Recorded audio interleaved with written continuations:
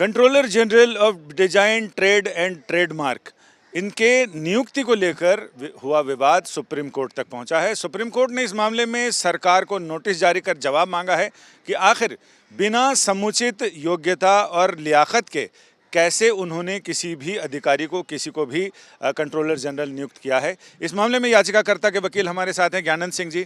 ज्ञानंद जी, ये बड़ा मामला है जिसमें आपकी याचिका ये कहती है कि बिना योग्यता के जो तय मानदंड हैं उसके नियुक्ति कैसे की गई, इस पर कोर्ट का क्या रुख?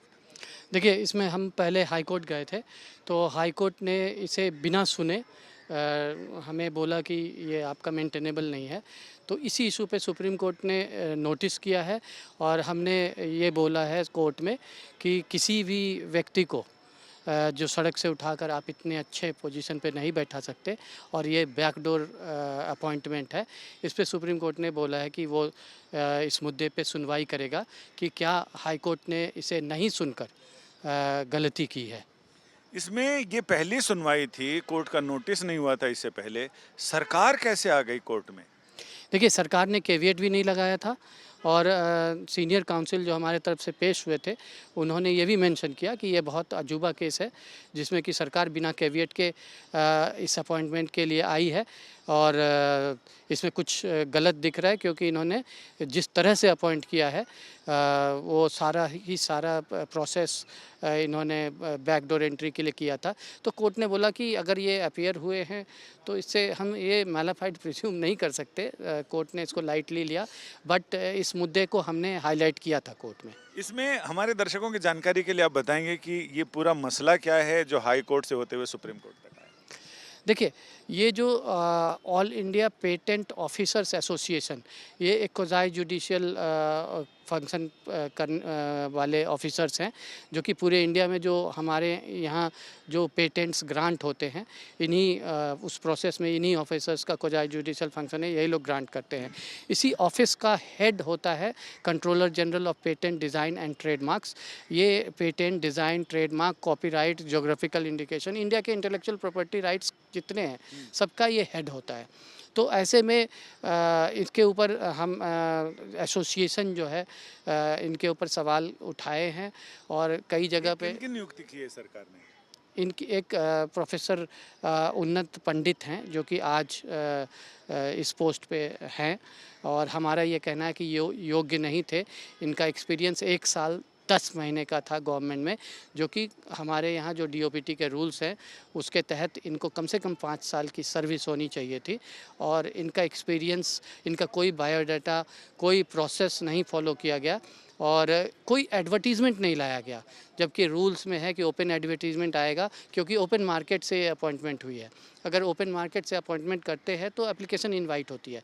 ये 2 दिन में वीसी के द्वारा, वीडियो कॉन्फ्रेंसिंग के द्वारा एक कमेटी 2 दिन बैठती है और इनका अपॉइंटमेंट कर देता है। जो पहली कमेटी बैठी जिन्होंने बोला कि एडवर्टीज़मेंट इशू करना चाहिए, उनको उसी दिन, जिस दिन कमेटी बैठी उसी दिन डिसबैंड कर दिया गया। नेक्स्ट डे एक नई कमेटी बनाई गई और उसके अगले दिन वो लोग वीसी से मीट किए और उन्होंने डिसाइड किया कि हम जिसको सजेस्ट करेंगे वही होना चाहिए और एडवर्टीज़मेंट इशू नहीं होनी चाहिए।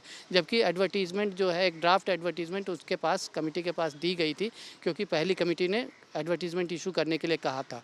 तो ये जो सर्च कमेटी मेथड होता है, इसमें क्या प्रोसेस होता है कि आप एक एडवर्टीज़मेंट इशू करते हैं कि देश में जो लोग काबिल हैं अपना अप्लाई करें, उसके बाद सर्च कमेटी कम से कम 4 वीक दे के उसके बाद उस एप्लीकेशन को स्क्रूटनाइज़ करती है। यहाँ 4 लोग जो कमेटी में थे उन्होंने अपने आप नाम भी सजेस्ट कर दिया, अपने आप सेलेक्ट भी कर लिया और डीओपीटी को दे दिया और कैबिनेट कमेटी के पास चला गया। इन्होंने डीओपीटी को मिसलीड भी किया, ये बोलते हुए कि हमने एडवर्टीज़मेंट इशू किया है और करेंगे, जो कि कोई भी एडवर्टीज़मेंट इशू नहीं हुई।